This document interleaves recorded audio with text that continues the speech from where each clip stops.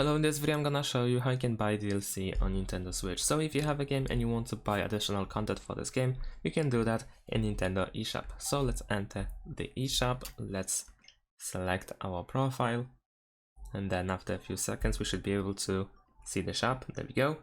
Now over here we can go to search, and then over here we can quickly select downloadable content. But if we do that, we will of course see DLCs for different games, but it is for all games. As you can see at the top, we have items 6654, which obviously we are not interested in all DLCs that there are in the eShop.